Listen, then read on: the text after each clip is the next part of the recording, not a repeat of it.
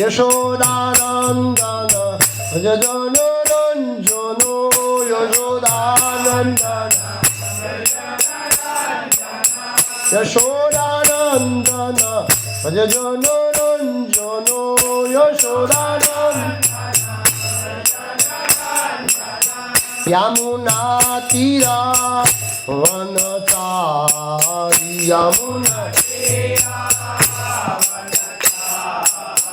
यमुनातीरा वनचारी यमुना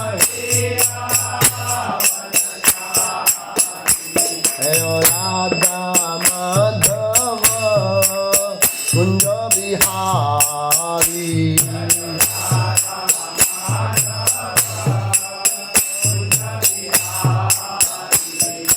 गोपी जन वल्लभ गिरिवरधारी गोपी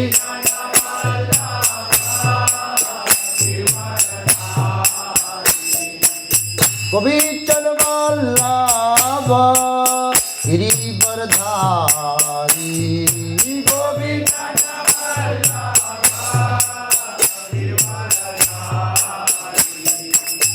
यशोदानन्दन भज जनरञ्जन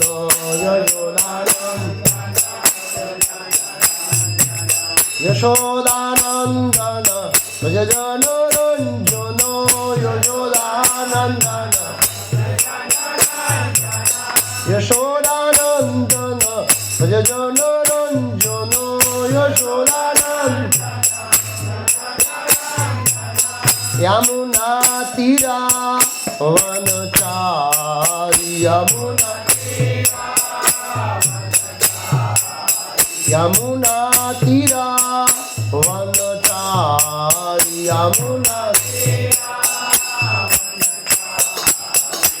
राधा माधव कुंज बिहारी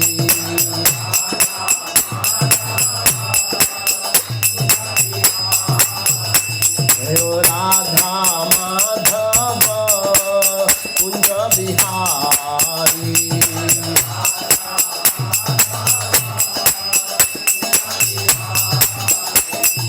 गोपीजन वल्लभ गिरिवरधारी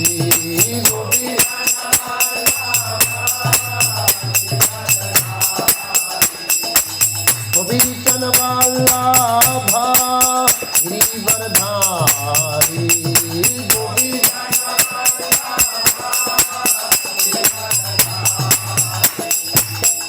यशोदानन्दन जनरञ्जन यशोदानन्दन भज जनरञ्जन यशोदानन्दन यशोदानन्दन भज जनरञ्जन यशोदानन्दन यमुनातीरा वनचारी यमुनातीरा वनचारी यमुना राधा माधव कुंज बिहारी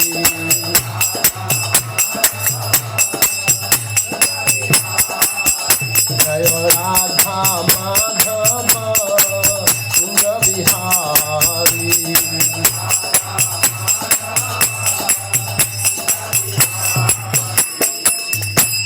एवं विष्णुपाद परमहंस परिवचकाचार्य स्तोत्र सत श्री श्रीमद वचनारविंद भक्तिवेदांत स्वामी प्रभुपाद की अनंत कोटि वैष्णव विंद की जय। श्रीमद् भागवतम की जय। निताय गौर प्रेमानंदे। ओम नमो भगवते वासुदेवाय। ओम नमो भगवते वासुदेवाय। ओम नमो भगवते वासुदेवाय। श्रीमद् भागवतम स्कंद 2 अध्याय 1 इस अनुभूति का प्रथम सोपान श्लोक संख्या 6। एतावान् सांख्या योगाभ्याम स्वधर्म परिनिष्ठया जन्मलाभ परः पुंसाम् अन्ते नारायण स्मृतिः एतावान् सांख्य योगाभ्याम स्वधर्म परिनिष्ठया जन्मलाभः परं पुंसाम् अन्ते नारायण स्मृति एतावान् सांख्य योगाभ्याम स्वधर्म परिनिष्ठया जन्मलाभः परं पुंसाम् अन्ते नारायण स्मृति एतावान् सांख्य योगाभ्याम स्वधर्म परिनिष्ठया जन्मलाभः परं पुंसाम् अन्ते नारायण स्मृति एतावान् सांख्य योगाभ्याम स्वधर्म परिनिष्ठया जन्मलाभः परं पुंसाम् अन्ते नारायण स्मृति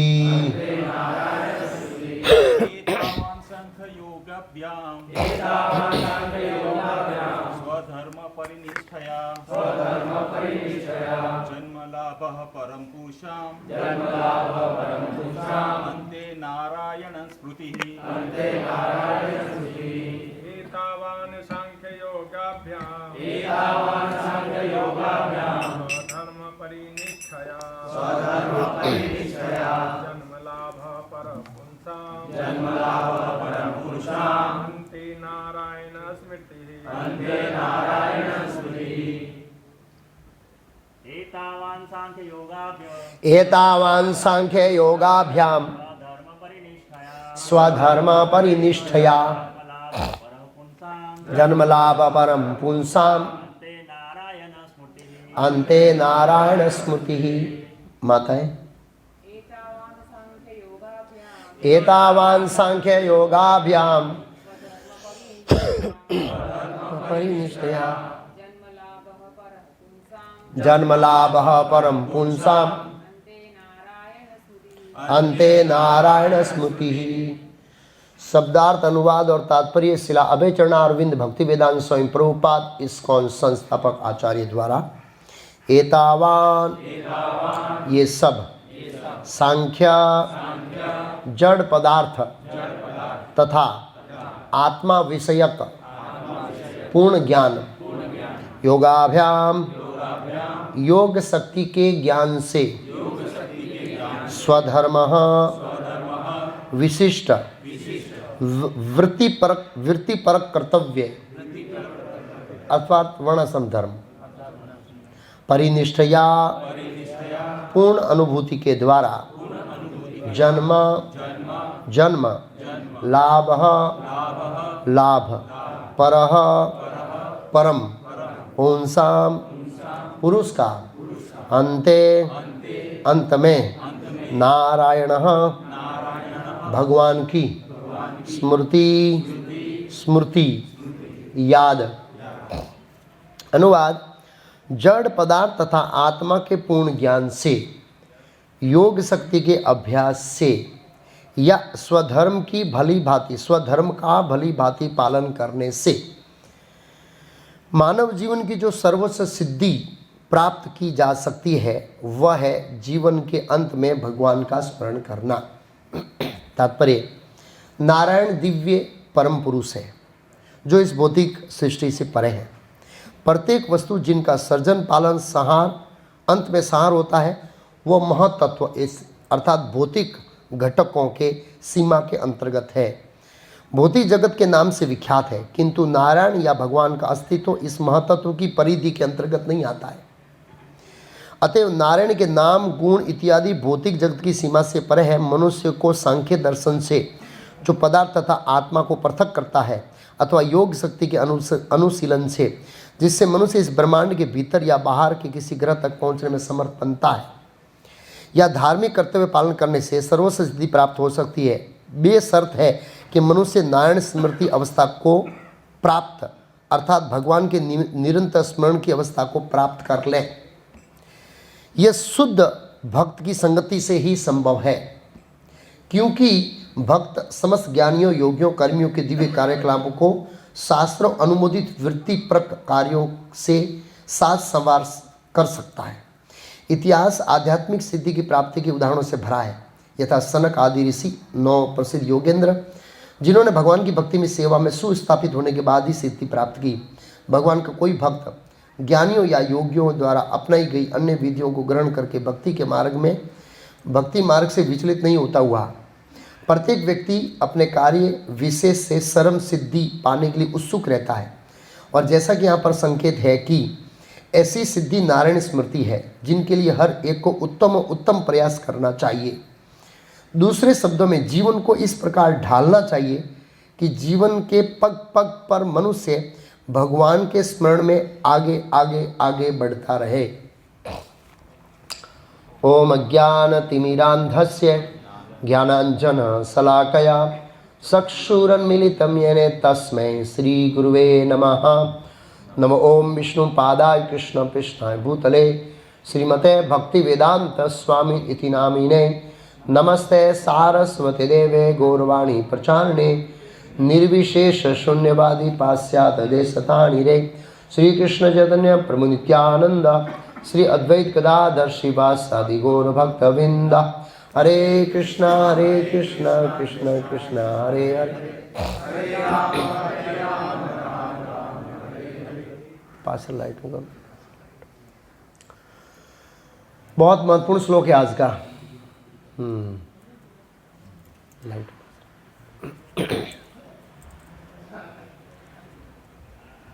आज का जो प्रवचन है उसका विषय है मनुष्य जीवन का परम लाभ क्या है। मनुष्य जीवन का परम लाभ, जन्म लाभ परम पुंसाम सर्वोपरि लाभ क्या है मनुष्य जीवन का। मनुष्य जीवन में अलग अलग स्तर पर, अलग अलग जीवन के स्तर पर अलग अलग लाभ प्राप्त करते हैं हम लोग, लेकिन परम लाभ क्या है मनुष्य जीवन का, जो इस श्लोक में सुखदेव गोस्वामी महाराज परीक्षित को बता रहे हैं। परम लाभ, जन्म लाभ परम पुरुषा, जन्म मीन्स मनुष्य जन्म, जन्म लाभ, लाभ मीन्स फायदा। परम, मनुष्य का परम फायदा क्या है, इसके बारे में यहाँ पर चर्चा हो रही है। शिला प्रभुपाद जी ने इस श्लोक में 3 पॉइंट बहुत महत्वपूर्ण लिखे हैं, जिसको हम समझने का प्रयास करेंगे। और प्रभुपाद जी ने जो अपने तात्पर्य में भाव को प्रकट किया है, उन भावों को भी समझने का हम प्रयास करेंगे। तो याद रखिए, ये श्लोक क्यों बोला है सुखदेव गोस्वामी ने। जो पिछला श्लोक है वो तो भक्ति योग के बारे में उन्होंने बता दिया। तस्माद् सर्वात्मा भगवान ईश्वरो हरि श्रोतव्यम कीर्तव्यम च स्मर्तव्यम इच्छताम भयम। तो सुखदेव गोस्वामी ने श्लोक इसलिए बोला कि कुछ योग करने वाले भी वहाँ बैठे थे लेक्चर में, कुछ सांख्य तत्व के वेता भी बैठे थे, कुछ वर्णाश्रम धर्म पालन करने वाले भी बैठे। बोला आप खाली भक्ति भक्ति बात कर रहे हैं, हमारा क्या होगा भाई। कई बार बोलते हैं ना, बच्चे होते कई बार, लड़के भक्ति में आ जाते हैं, माँ बाप नहीं आते हैं। अरे हूँ आटला वर्ष या देवी नहीं पूजा करूँ, उसमें पानी में गई तू कृष्ण भगवान भगवान करे से है, पर मैं आटली देवी नहीं पूजा करी, पानी में गई। बच्चे को समझाते हैं। हालांकि बच्चों को शिष्टाचार में रह के माता पिता को उपदेश देना चाहिए, शिष्टाचार में। ये बड़ों से दिवाई है, वो उनकी बात नहीं सुनेंगे। वो ये आजकल का बच्चा है, 30 साल से देवी की पूजा कर रहा हूँ, इसको क्या पता कौन भगवान है, क्या अनुभव है इसका संसार का। बस ये बच्चे का अनुभव नहीं है, लेकिन उसका शास्त्रों का ज्ञान पक्का है। तो कहने का मतलब ये है, तो ये जो योग करने वाले थे, वर्णाश्रम धर्म का पालन करने वाले थे, सांख्य के शिक्षक थे, इनके मन में प्रश्न हुआ भाई हमारा क्या, हम इतने सालों तक अभ्यास किया, वो पानी में गया, क्या फल है इसका। तो इसलिए ये श्लोक बोले। प्रभुपाद जी ने श्लोक में बताया कि भगवान नारायण, मतलब तात्पर्य प्रभुपाद जी ने भावों में और प्रभुपाद जी प्रवचन में, भगवान नारायण परम सत्य है। तो परम सत्य का अर्थ क्या है, उसको एक एंगल से प्रभुपाद, अलग अलग एंगल से हम समझते हैं परम सत्य का अर्थ क्या है, एब्सोल्यूट ट्रूथ। परम सत्य के बारे में ब्रह्मा जी एक श्लोक बोलते हैं ब्रह्म संहिता में कि परम सत्य क्या है। अंगानि यस्य सकल इंद्रिय वृत्तिमंती पश्यन्ति पान्ति कलयन्ति चिरम जगन्ति गोविंदमादि पुरुषम तमाम भजामि। ये श्लोक है ना, ये परम सत्य को इंगित करता है सीधा। प्रभुपाद जी बोले परम सत्य का जो अर्थ है वो है कि एक इंद्रिया सभी इंद्रियों का काम कर सकती है, एक इंद्रिया सभी इंद्रियों का काम कर सकती है। भगवान की आंख कान का काम करती है, कान आंख का काम कर सकता है, वही परम सत्य है। क्यों पता है? क्योंकि दोनों एक है। हमारा पैर हाथ का काम नहीं कर सकता, हाथ पैर का काम नहीं कर सकता, हाथ के बल पर चल नहीं सकते, इसलिए हम अपूर्ण हैं। हमारा कान से कान का ही काम होगा, आंख से आंख का ही काम होगा, इसका ही काम होगा, दूसरा कोई काम नहीं होगा। ये याद रखिए। परम सत्य का मतलब है पूर्ण। पूर्ण का मतलब है अंगानि यस्य सकल इंद्रिय वृत्ति बनती। भगवान पूर्ण है, इसलिए भगवान परम सत्य है। और परम सत्य का अर्थ है सभी इंद्रियों से सभी काम ही कर सकते हैं, कोई भी इंद्रिय से कोई भी काम कर सकते हैं, हम नहीं कर सकते। ऐसे ही जैसे भगवान के अंग भगवान से अभिन्न है, भगवान का कान भगवान से अभिन्न है, भगवान का ये भगवान से अभिन्न है, भगवान का मुंह भगवान से अभिन्न है। थोड़ी कुर्सियाँ ला दीजिए, हरिबोल, कौन सेवा करें, कुर्सियाँ पड़ी उधर रख दीजिए माता जी, उन कुर्सी। तो भगवान के नाम गुण रूप लीला ये सब भगवान से अभिन्न है, याद रखिए। ये सब क्या है, किस तरह अभिन्न है? जिस तरह भगवान के शरीर के अंग उनसे अभिन्न है, उसी नाम रूप गुण लीला उनके परिकर ये सब भगवान से अभिन्न है। इसका नाम है परम सत्य। तो ये हमको साक्षात्कार करना है। जब ये साक्षात्कार कर लेंगे ना तो श्रवण कीर्तन में रुचि आ जाएगी। भगवान के नाम गुण रूप लीला इन सब में रुचि तब आएगी जब ये हम साक्षात करेंगे कि जिस तरह से अंगानि यस्य सकलेंद्रिय वृत्तिमंती, भगवान के एक अंग दूसरे सभी अंगों का काम कर सकते हैं, क्योंकि सभी अंग परिपूर्ण है। और ये इसलिए परिपूर्ण है क्योंकि वो भगवान से क्या है, अभिन्न है। भगवत तत्व जो है, भगवान का शरीर है, उनसे अभिन्न है, अलग नहीं है। जैसे भगवान के अंग, हमारा हर एक अंग दूसरे अंग से अलग है, इसलिए आँख कान का ही काम करेगा, कान कान का ही काम करेगा, दूसरा नहीं करेगा। लेकिन भगवान का अंग है वो पूर्ण होने के कारण, जैसे भगवान के अंग भगवान से अलग नहीं है, ऐसे ही भगवान के नाम गुण रूप लीला इत्यादि भगवान से क्या नहीं है। जब ये साक्षात्कार हो जाएगा तो हमें भगवान के क्या बोले, नाम गुण रूप लीला इत्यादि सुनने में क्या आएगा, परम आनंद का अनुभव करेंगे। ईश्वर सर्वभूतानाम हृदय से अर्जुन तिष्ठति। आज ही मैं विजय भाई को याद कर रहा था, जब दादरे से उतरा तब मैंने किया, परमात्मा ने भेज दिया आपको। अभी आपके लिए काम उठका है नीचे, लेक्चर के बाद मुझे मिलना पड़ू। ईश्वर सर्वभूतानाम, मैं बोल रहा था वो सर्वसागर बुक रात को आएंगे, कल सुबह विजय भाई को बुलाऊंगा। भगवान ने एडवांस में भेज दिया। परमात्मा इतना फास्ट काम करते हैं, फास्ट काम करते हैं। एनीवे, एतावान सांख्य योगाव्याहम सधर्म परनिष्ठया जन्म लाभ परम पुंसाम अंते नारायण स्मृति। तो प्रभुपाद जी ने पहला पॉइंट समझाया परम सत्य क्या है। दूसरा प्रभुपाद जी ने पॉइंट समझाया ये भगवान का सतत स्मरण करने को बोला है।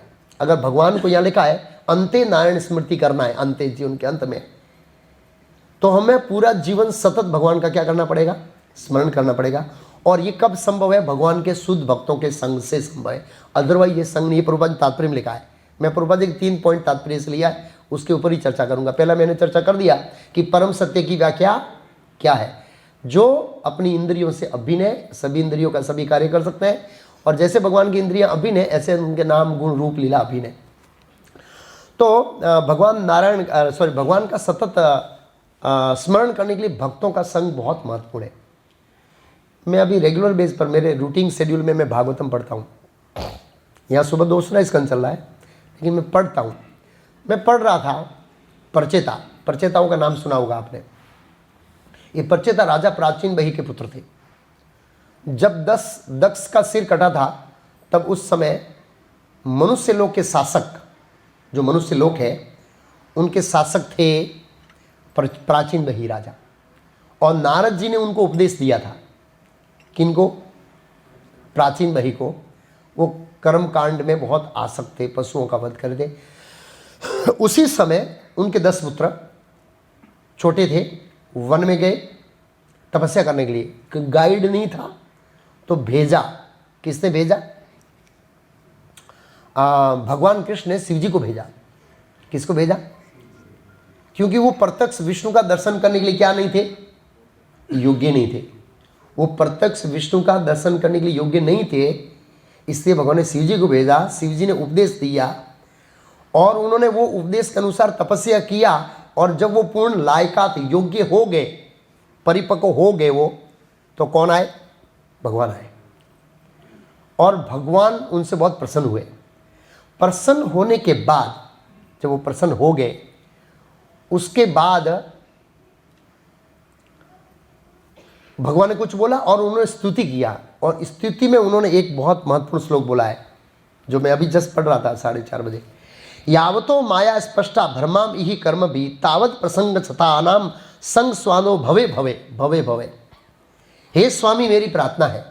कौन बोले? प्रचेता बोल रहे हैं। जब तक हम अपने कलमश विकार, व्यक्ति भौतिक संसार में क्यों रहता है? अपने कलमश के कारण। कलमश के कारण इस संसार में हम जब तक रहे, हम मीन्स अकेला नहीं, सब 10 बोल रहे हैं एक साथ, या एक दूसरे शरीर में, दूसरे से तीसरे शरीर में, या दूसरे लोकों में, दूसरे तीसरे लोकों में इत्यादि में, हमारी एकमात्र इच्छा है शुद्ध भक्तों के संग में आपकी कथा सुनते रहे। इस वरदान के सिवा हमको कोई वरदान नहीं चाहिए। ये प्रचेताओं ने मांगा। तो हम स्वाभाविक रूप से जब भगवान के भक्तों के संग में रहेंगे तो बाय डिफॉल्ट हमारा क्या होता रहेगा? स्मरण होता जाएगा। अगर हम शुद्ध भक्तों के संग में हैं, वो हमें कभी भी समय बर्बाद करने देगा, उसे सहन नहीं होगा। कोई भक्त समय बर्बाद करे, शुद्ध भक्त सहन नहीं करेगा। एक प्रभुपाद जी का पास टाइम है। जब प्रभुपाद जी को पहली बार लकवा आ गया, पैरालिसिस अटैक हुआ था, तो ससुर महाराज इत्यादि सब नए थे उस समय, कृष्ण भक्ति में बच्चे जैसे थे, ऐसे नए थे। तो क्या हुआ कि वो ऐसे ही विचलित थे। हमारे गुरु जी इमोशनल था प्रभुपाद जी के बाद, उनका भाव था कि उन्होंने बचाया है भौतिक जगत से, लेकिन इतने विद्वान भी नहीं थे वो लोग। तो ऐसे ही खड़े थे। प्रभुपाद ऐसे मुंह बंद करके खड़े क्यों? हरे कृष्ण बोल। तो उनसे हरे कृष्ण शुरू करें, हरे कृष्ण हरे कृष्ण, सब लोग हरे कृष्ण बोलिए।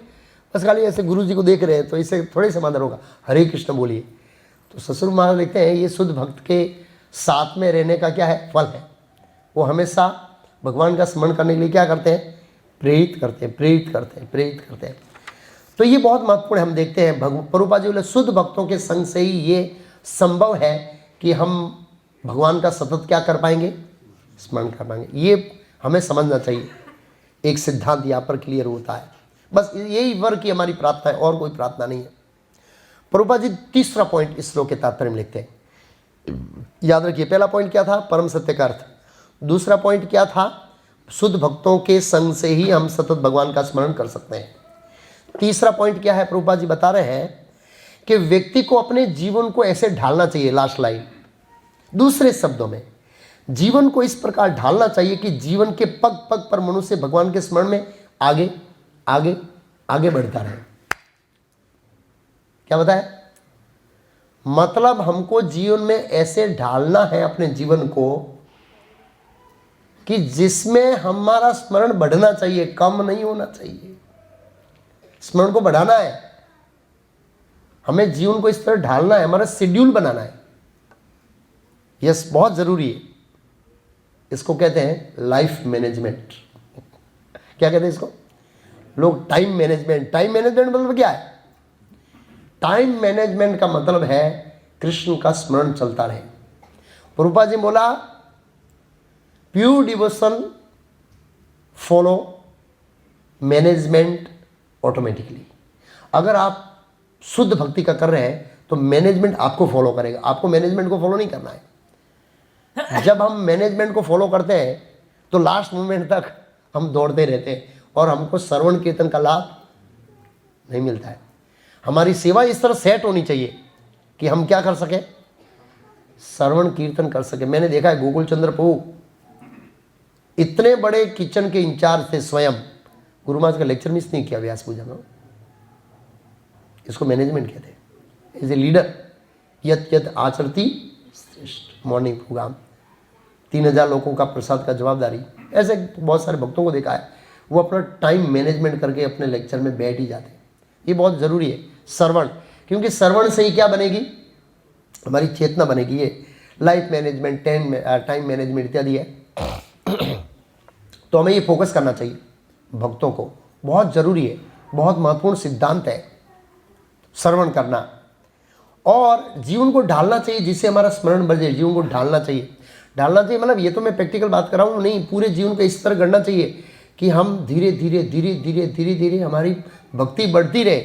ऐसा नहीं है कि सालों साल है बस रोज़ ही हर हफ्ता एक संडे आया आधा घंटा सेवा किया। नहीं, सेवा बढ़नी चाहिए, सेवा बढ़नी चाहिए। आगे चर्चा करेंगे उसका। रीडिंग बढ़ना चाहिए, जैसे जैसे मृत्यु नजीक आती है भागवतम घंटा अवर्स एंड बढ़ना चाहिए।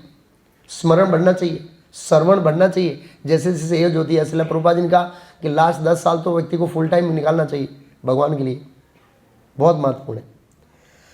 तो प्रभुपाद जी ने एक तात्पर्य में यह भी पॉइंट बताया एक जगह, जो लोग सततम कीर्तयन्तो माम यतंच व्रताहा, जो सतत रूप से मेरा स्मरण करते हैं, सतत रूप से यतंच व्रताहा, वे लोग वो सतत भगवान के संग में रहते हैं। प्रभुपाद जी ने कहा सतत भगवान का स्मरण करने का मतलब है सतत भगवान के संग में रहना।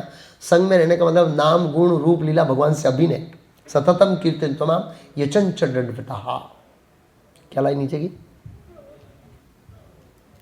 सततम कीर्तन तो माम यचंच व्रताहा तेसाम अभियुक्ता नाम योग अक्षय भाम्य।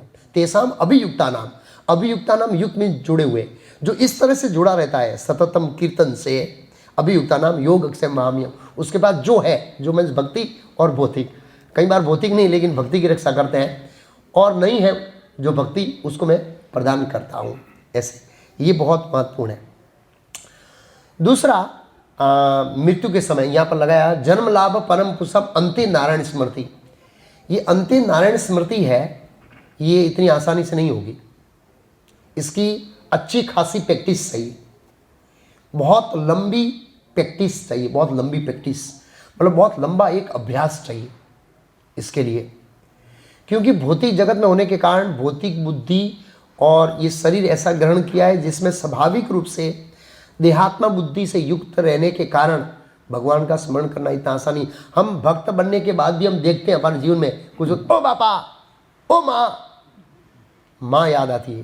देखना, भगवान याद नहीं आते, भगवान याद नहीं आते। ऐसे मैं एक बार घर जा रहा था स्टीयरिंग लॉक हो गया, चाबी डुप्लीकेट डाली थी, बहुत लूज थी, निकल गई, पता ही नहीं लगी। तावेरा थी, चला रहा था, एक्सप्रेस हाईवे था राजस्थान बॉर्डर पर। तो ऐसे टर्न मारने गया, गाड़ी टर्न हुई नहीं और वड़ंग आई तो सीधा बावड़िया में चली गई गाड़ी। ऐसे कुछ बोले, बावड़िया में चली गई, बहुत स्पीड में थी, भगवान ने बचा लिया।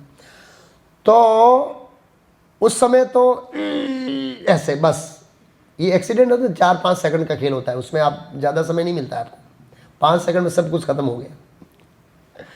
तो फिर मैं ऐसे ही लोग इकट्ठे हो गए, मैं आराम से बैठ रहा हूँ, मैं सोच रहा हूँ ये 14-15 साल का, मतलब बहुत साल पहले की बात है, 15 साल का अभ्यास है, और मैं ई कर दिया, मेरा फेस एक्सप्रेशन तैयार हो गया। अगले जन्म में मैं क्या बनता भगवान को पता है, स्मरण नहीं कर पाया। मैं ऐसे सोच रहा था क्योंकि अभ्यास नहीं है, क्या नहीं है। और ज़्यादातर हम हमारा ऐसा सडनली एक्सीडेंट होता है तो हम बॉडीली कॉन्शियसनेस में होने के कारण हमारी मन और बुद्धि पर भय सवार हो जाता है। क्या सवार हो जाता है? जब भय सवार हो जाता है ना तो मानसिक असंतुलन हो जाता है, इसके कारण हम भगवान का स्मरण नहीं कर पाते। इसलिए इसका अच्छा खासा क्या चाहिए, मैं बोला अभ्यास, लंबे अभ्यास के बाद ही ये कर पाएंगे, नहीं तो नहीं होगा।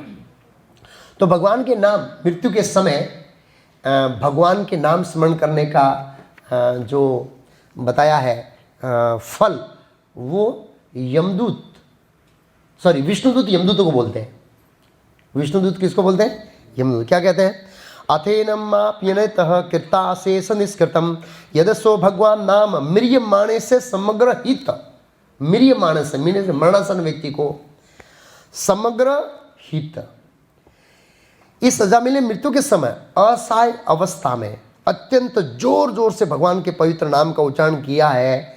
इसके जोर जोर से उच्चारण करने मात्र से इनके समस्त पाप धुल गए। इसलिए आप यमराज के दरबार में इसको नहीं ले जा सकते। ये फल है। विश्वनाथ ठाकुर ने इस श्लोक की कमेंट्री में ये श्लोक कोट किया है कि जन्म लाभ परम अंते नारायण स्मृति। अगर जीवन के अंत में नारायण का स्मरण करना है, क्या करना है?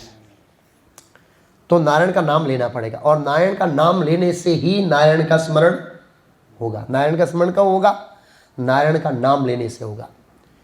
तो नाम का सतत प्रैक्टिस करना पड़ेगा। ऐसा नहीं है कि 16 माला कम से कम प्रभुपाद जी ने। हाँ, प्रभुपाद जी ने यह भी कहा है कि हमको सेवा छोड़ के 32 माला नहीं करनी चाहिए। ये भी पॉइंट ध्यान रखिए। इसको हम कुछ 32 माला, 64 माला, ये माला, इतनी माला करते हैं। प्रभुपाद जी का गाइडलाइन नहीं है। प्रभुपाद जी का गाइडलाइन है वर्क नाउ समाधि लेटर। जब शरीर सेवा करना बंद कर दे तो सोते सोते 32 माला करिए, कटिए, कोई प्रॉब्लम नहीं। आप समझे मेरा पॉइंट? वर्क नाउ समाधि लेटर मतलब अभी सेवा करो। सेवा कर मतलब दूसरे जीवों का कल्याण के लिए कुछ करो, प्रचार करो, उपदेश दो। लोग ऐसे ही मर रहे हैं बिना कृष्ण भक्ति लिए, ऐसे ही मर रहे हैं। तो उसमें अपनी एनर्जी को डालनी चाहिए 16 माला करने के बाद। लेकिन वो करते समय या दूसरे भी हम गृहस्थ आश्रम के जो भी हमारे भौतिक कर्तव्य करते समय मन में भगवान का क्या होना चाहिए? स्मरण चलना चाहिए। अच्छा, अब हम उस 3 बातों के ऊपर फोकस करेंगे जो सुखदेव गोस्वामी ने संशयवादी लोग थे, जो योग वाले थे, सांख्य वाले थे और वर्णाश्रम धर्म वाले थे। 3 प्रकार के लोगों ने कहा भाई हम तो इतने समय से प्रैक्टिस कर रहे हैं और आपने तो बोल दिया तस्मात् सर्वात्मा भगवान ईश्वर हरि, भगवान का कीर्तन श्रवण मतलब भक्ति श्रेष्ठ बताया, भक्ति करना है, आपने तो बोल दिया। हमारा क्या? बोला ये तीनों का लाभ आपको कब मिलेगा? जब आप ये तीनों को करने से नारायण का स्मरण होगा तो ही मिलेगा, नहीं तो भागवत में का शर्म ही एव केवलम। तो कई बार वो बेटे बोल देते हैं ये श्लोक। पिताजी बोले 30 साल से ये देवी की भक्ति है, उसे क्या? बोला शर्म ही एव केवलम। तो बहुत गुस्सा हो जाते हैं माता पिता, तो ऐसे नहीं बोलना चाहिए। तो अकड़ जाएंगे ना, बोले क्या समझ रहा है ऐसे। ये बहुत जरूरी है। जितने भी धार्मिक नियम है, विधि है, विधान है, वो सब की पूर्णता किसमें है? भगवान का अंते नारायण समति। जन्म लाभ परम पुंसव। परम लाभ तो वहीं से मिलेगा जब आपका जीवन के अंत में नारायण का स्मरण होगा। चाहे आप योग करो, तप करो, सांख्य का एनालाइज करो, वर्णाश्रम धर्म का पालन करो, कुछ भी करो, वो प्लेटफॉर्म पर आना ही पड़ेगा आपको। उसको आने बिना आपका परम लाभ नहीं मिलेगा। लाभ मिल सकता है, मैंने बोला लाभ अलग अलग है। मकान मिल गया लाभ है, नौकरी मिल गया लाभ है, भाई डिग्री मिल गया लाभ है, परम लाभ नहीं है। परम लाभ तो है अंते नारायण स्मृति, अंते नारायण स्मृति। तो एक हरि भक्ति सुधोय करके एक ग्रंथ है, उसमें लिखा है ये दूसरे सब भक्ति के सिवाय जो तप इत्यादि उसकी तुलना की गई है एक चीज़ के साथ। वो क्या है? भगवत भक्ति हीनस्य, भगवत भक्ति के बिना जाति में ऊंचे ब्राह्मण कुल में जन्म लेना इत्यादि, सम्मानी परिवार में, शास्त्रम जप तप अप्राप्य से देहस्य मंडनम लोकरंजनम। देहस्य मंडनम लोकरंजन मतलब एक मुर्दे के श्रृंगार जैसा। ये सब एक मुर्दा है, उसको फर्स्ट क्लास श्रृंगार कर दो। कितने भी मुर्दा को श्रृंगार करे को मुर्दा अच्छा लगा नहीं है। आप इच्छा करेंगे मैं ऐसा बन जाऊं? ऐसी इच्छा करें? कितना अच्छा है, कितना अच्छा डेकोरेशन है, मैं भी ऐसा बन जाऊं, ऐसी इच्छा नहीं करेंगे। तो भगवत भक्तिहीन, भगवत भक्ति के बिना ये जो भी विधि है, या वो भगवत भक्ति तक नहीं आती है, या भगवत भक्ति को छोड़ के है, शास्त्र जप तप अप्राण, अप्राण में इस प्राण के बिना, अप्राण असेव्य देहस्य, बिना प्राण के देह से मंडनम लोकरंजनम, तो उसका कोई फायदा नहीं है। ये बहुत महत्वपूर्ण पॉइंट है। चैतन्य चरितामृत में कथा है, मुरारी गुप्त। मुरारी गुप्त है ना, जब छोटे थे तो वो जानते नहीं थे कि चैतन्य महाप्रभु भगवान है। जब बड़े हुए और उनकी लीलाओं को समझ में आया, बाद में पता लगा, तो हमेशा कर्मकांड, ध्यान, योग इत्यादि का गुणगान गाता है, गुणगान गाता है, गुणगान गाता है। उस समय चैतन्य महाप्रभु बहुत छोटे थे और वो थोड़े बड़े थे। मुरारी गुप्त पहले प्रकट हुए थे, वो छोटे थे तो बहुत समझाया चैतन्य महाप्रभु ने, मतलब बाल्य अवस्था में, लेकिन उस समझ से बच्चा है क्या है ऐसे। एक दिन वो खा रहे थे, कौन? मुरारी गुप्त, और चैतन्य महाप्रभु निमाई पंडित एकदम श्रृंगार करके आए, सुंदर बच्चा, फूल वूल लगाया है, पगड़ी पगड़ी है, एकदम डेकोरेटिवली। वो पहचान नहीं पाए कि बच्चा कौन है इतना सुंदर। और जैसे वो खा रहा है, नीचे आया, पेशाब किया और चला गया, पेशाब किया और चला गया। और मुरारी पूछे, भाग्या क्यों कर रहा है ऐसे? बोला आपका योग, ध्यान, तपा ये ऐसा ही है बिना भक्ति के। इतना अच्छा खाना है और उसमें तुमने पेशाब कर दिया, मतलब मैंने पेशाब कर दिया, ये पेशाब करने जैसा है। ये दूसरी जो एक्टिविटी है वो पेशाब करने जैसी, उसमें वो नहीं समझ रहे थे। चैतन्य महाप्रभु इस तरह समझे, वो पास्ट टाइम में चैतन्य महाप्रभु उनके भक्त है और इस तरह लीला करते वो समझाने के लिए, बाद में वो समझ गए। ये कथा है। शर्म ये केवल नारद जी परचेताओं को बताते हैं, जो परचेताओं का जीवन क्या हुआ। फिर परचेता भगवान का दर्शन दिए और शास्त्रों के अनुसार उन्होंने राज्य किया और फिर रिटायर्ड हो गए, क्योंकि उन्होंने शेड्यूल बनाया था। क्या बनाया था? आप जीवन को ढाला था, पहले ब्रह्मचारी, फिर गृहस्थ, घर की जवाबदारी, राजा, और फिर राज्य किया, बच्चों को राज्य दिया और फिर वापस तपस्या करने के लिए। ये शेड्यूल है, ये शेड्यूल है, ये जीवन को ढालना कहते हैं। अपना एक शेड्यूल है, भाई 50 में रिटायर हो जाना है, बस सेवा में लगना है, ये करना है, ऐसा एक शेड्यूल होना चाहिए। इसको कहते हैं ढालना।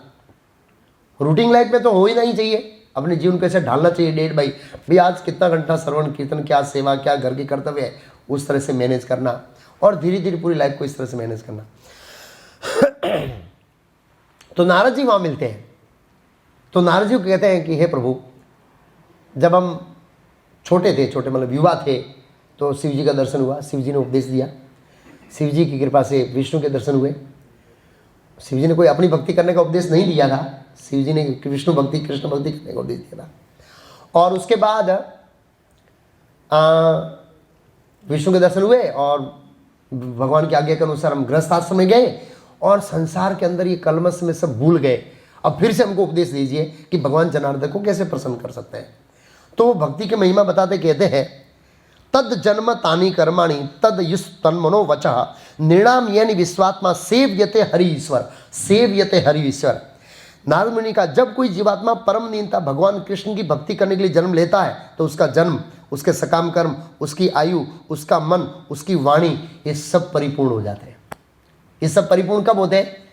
जब हमारा जन्म कृष्ण भक्ति के लिए होता है। ना तो उसमें सकाम कर्म होता है, कुछ नहीं होता है, खाली कृष्ण भक्ति के लिए होता है ना, तब हमारा माना जाए। तद जन्म तानी कर्माणि तद तन्मतो वचा, उनकी वाणी तब सार्थक मानी जाती है, मतलब पूर्णता तक पहुंच गई। उसका जन्म, उसकी आयु, ये सब कुछ धन्य हो जाता है जब हम क्या करते हैं, भगवान कृष्ण की सेव्यते हरि ईश्वर, सेव्यते हरि ईश्वर। ऐसे तो कहने का मतलब ये है कि दूसरी प्रक्रिया है, वो सब भक्ति तक लाने के लिए, वो तक अंत्य नारायण स्मृति तक लाने के लिए है, बाकी ये अपने आप में पूर्ण नहीं है। और दूसरा याद रखिए, जो कोई भक्ति करता है तो उसको योग का, ज्ञान का, तप का सब फल मिल जाता है। भगवद गीता का 8वां अध्याय का अंतिम श्लोक है मेरे ख्याल से, अब मुझे याद नहीं है, अंतिम श्लोक है कि भक्ति करने से सब कुछ फल मिल जाता है जो दूसरे योगों से मिलता है, उसमें इंक्लूडिंग, ऐसे बताया गया है। ऐसे इस श्लोक के अंदर बहुत महत्वपूर्ण शिक्षा ये है कि हम कैसे मरते हैं वो महत्वपूर्ण नहीं है, लेकिन क्या लिखा है, चेतना हमारी कैसी है वो बहुत महत्वपूर्ण है। एक व्यक्ति बाह्य अवस्था में बहुत पीड़ित अवस्था में हो सकता है, लेकिन अगर उसकी चेतना कृष्णा कॉन्शस है तो उसकी मृत्यु गौरवशाली है। और उसके एग्जाम्पल पितामह भीष्म है। और पितामह भीष्म के सिवाय भी महाभारत के युद्ध में बहुत सारे भक्त भी मारे गए। ऐसा नहीं है कि उस समय खाली भीष्म और 5 पांडव भक्त थे कृष्ण के, ना, बहुत सारे भक्त थे, 5 साल सब भक्त थे, याद रखना। और वो सब कृष्ण को प्रिय थे। किसने बोला? शिव जी ने अश्वत्थामा को बोला है। कब बोला है? जब रात को सोते हुए मारने के लिए जा रहा है अश्वत्थामा, तो शिव जी गेट पे खड़े थे, आजा भाई, नहीं जाने दूंगा, वीरभद्र का रूप लेके, महाभारत में लिखा है। और लेकिन वो बहुत कटिबद्ध था मारने के लिए, और फिर शिव जी की आराधना करता है, तो शिव जी ने फिर अपना ओरिजिनल फॉर्म प्रकट किया और शिव जी ने कहा, हे अश्वत्थामा, ये तू कार्य करेगा, इतिहास तेरी निंदा करेगा, इसका फल तुझे भुगतना पड़ेगा। बोला तैयार बल भुगतने के लिए। ब्राह्मण था, बुद्धि द्वेष से भ्रमित हो गई और फल भुगता, उसे भुगत रहा है, भुगता नहीं, अभी चालू है भुगतना, पूरा कलयुग चलेगा। तो और दूसरा, शिव जी ने कहा 17 दिन तक मैंने पांचालों की रक्षा किया है, क्योंकि ये सब वासुदेव को प्रिय है। तो वासुदेव को प्रिय कब होता है व्यक्ति? भगवान भक्त होता है तभी ना, इसलिए मैंने रक्षा किया। और वो सब रात को सोते हुए मारे गए, मारे गए। तो वो कृष्ण कॉन्शियस में लीन थे। भले ही भौतिक दृष्टिकोण वो बहुत ऐसे ही मारे गए रात को, तो बहुत थके हुए 18 दिन का, और वो सब निश्चिंत थे और भगवान के पांडवों को लेके वहां चले गए दूसरी जगह, क्योंकि भगवान चाहते थे ये सब मेरे धाम को प्राप्त करें। तो पांडव क्यों? बोला थोड़ा काम बाकी है, थोड़ा काम बाकी है मेरा, धर्म की स्थापना करना, लोगों को गाइड करना, परीक्षित महाराज को जन्म दिलाना इत्यादि बाकी है, आगे चलाना पड़ेगा ना राज्य, इसलिए इनकी जरूरत नहीं है, इनको भगवत धाम भेज देता हूँ। गए ऐसी अवस्था में भी, तो वो बाह्य स्थान निर्भर नहीं करती है, चेतना, ये सब पूर्ण कृष्ण की चेतना में, कृष्ण के सामने खाते थे, बैठते थे, उठते थे, बात करते थे। 18 दिन तक उन्होंने अपनी आंखों में, डे टू डे लाइफ में, सुबह से शाम तक कृष्ण को देखा है उन्होंने। ये पहले से ज्यादा ही कृष्ण भावना में को उठ गए। कौन? पांचाल। यस, प्रिय थे पांचाल भगवान कृष्ण को। तो भौतिक दृष्टिकोण से मरे, लेकिन चेतना बहुत ऊंची। तो हमारी चेतना का विकास बहुत जरूरी है। और चेतना का विकास किससे होगा? हाँ, चेतना का विकास किससे होगा? कृष्ण भक्ति से, कृष्ण के स्मरण से होगा। जैसे जैसे हम कृष्ण का स्मरण करते जाएंगे, ऐसे ऐसे कृष्ण चेतना का विकास होगा इस वजह से। तो याद रखना, मृत्यु के समय हमको किसकी याद आएगी? ये बहुत महत्वपूर्ण सिद्धांत। मृत्यु के समय हम किसकी याद आएगी? जिस व्यक्ति के अंदर हमारी आसक्ति है, अथवा जो व्यक्ति हमको प्यारा है, प्रिय व्यक्ति की याद आएगी। क्या याद आएगी? हम बोल सकते हैं बड़े गर्व से, कृष्ण हमारे प्रिय है और हमारी याद आ जाएगी। कैसे पता करेंगे कृष्ण हमारे प्रिय है? अब भौतिक स्तर पर आ जाते हैं। मेरे को देखना है कि इसको कृष्ण प्रिय है कि नहीं, इसको है कि नहीं है। प्रैक्टिकल आप बोलेंगे जो सतत मन में स्मरण करता है। मुझे क्या पता मन में कौन किसका स्मरण करता है? बस मुझे ये जानना है कि ये व्यक्ति के जीवन में उसको कृष्ण प्रिय है कि नहीं। क्या फॉर्मूला है आपके पास? कुछ आइडिया? मैं जानना चाहता हूं कि ये व्यक्ति है, वो उसको कृष्ण बहुत प्रिय है। कैसे इंगित करेंगे हम लोग? मतलब व्यवहारिक रूप से मैं बात कर रहा हूं, प्रैक्टिकल प्लेटफॉर्म आ जाता हूं, रूटीन लाइफ के अंदर आ जाता हूं कि कोई व्यक्ति है जिसके जीवन में कृष्ण उसको बहुत प्रिय है। अब उसको निर्धारित, डिफाइन कैसे करेंगे, परिभाषित कैसे करेंगे? बोल सकते हैं वो स्मरण करता है, माला भी करता है, लेकिन प्रैक्टिकल क्या? एक कुछ शब्द का प्रयोग हुआ, सेवा, मतलब टाइम देता है। क्या देता है? हर व्यक्ति अपने प्रिय व्यक्ति को टाइम देता है। देता है कि नहीं देता है? माँ बाप होते हैं, बच्चे प्रिय होते हैं, टाइम देते हैं। एक प्रेमी प्रेमिका को टाइम देता है तो ही प्रिय माना जाता है। और प्रेमी को टाइम देता है, बस समय। हमारी व्यवहारिक हमारा व्यवहार परिलक्षित तब होगा हम कृष्ण को कितना समय दे रहे हैं। इससे पता लगेगा हमारे जीवन में कृष्ण प्रिय है कि नहीं। इससे हम अपनी प्राथमिकता को माप सकते हैं। हम कितना समय, कितना हावर्स 24 घंटे में से कृष्ण को देते हैं, कितना परिवार को देते हैं, कितना इस शरीर को देते हैं सजाने में, धजाने में इत्यादि में, और कितना समाज को देते हैं। ये सब बहुत महत्वपूर्ण है। तब तक हम ये नहीं कह सकते हैं कि मेरे जीवन में कृष्ण मुझे प्रिय है। ये उसका मापदंड है विजुअल आंखों से, स्थूल आंखों से जिसको माप सकते हैं। कौन कृष्ण को कितना समय दे रहा है, उससे ही परिलक्षित होता है कि वो उसका प्रिय है कि नहीं। भौतिक विज्ञान देखते हैं ना, पर वो गुरु महाराज एक लेक्चर दिया था, how to advance in Krishna consciousness. तो गुरु महाराज बोला प्रेम का मतलब क्या है? प्रेम का मतलब वी हैव टू सर्व, सेवा। गुरु महाराज ने उदाहरण दिया, वन हस्बैंड केम हाउस, उन्होंने पूछा आज तुमने क्या बनाया, आई लव यू। मैंने बोला दिस इज ओके, वो बराबर है, लेकिन तुमने बनाया क्या मेरे लिए, खाने क्या बनाया, I love very much you. अरे तुमने मेरे लिए क्या बनाया, बस वो बोलती जा रही आई लव यू। वो आई लव यू बोलने से आई लव नहीं होता है, उसने बनाना चाहिए कुछ खाने के लिए, वो आई लव यू का प्रैक्टिकल फॉर्म है। वो आई लव यू क्या है, ऐसे हम कृष्ण को बहुत इंटेंस से प्रार्थना करते हैं, इंटेंस से माला करते हैं। माला करने का मतलब क्या है, हाँ, माला करने का मतलब है हे राधा कृष्ण आप हमें सेवा में लगाओ। तो व्यवहारिक रूप से हम कितनी सेवा में लगे हैं वो प्रैक्टिकल है, जिससे हम ये एहसास कर सकते हैं। तो कोई बोलते प्रभु हम तो अभी फंसे हुए संसार में, इच्छा करो, प्रयास करो, भगवान को प्रार्थना करो, प्रभु लगना है, 24 घंटा लगना है, बल दीजिए, शक्ति दीजिए, बुद्धि दीजिए, कुछ इकोनॉमिक व्यवस्था कीजिए, जादू हो जाए, फुल टाइम आ जाओ, भगवान जादू कर देंगे, कर देंगे, पूर्ण विश्वास है मुझे, प्रयास करना पड़ेगा, भगवान जादू कर देंगे।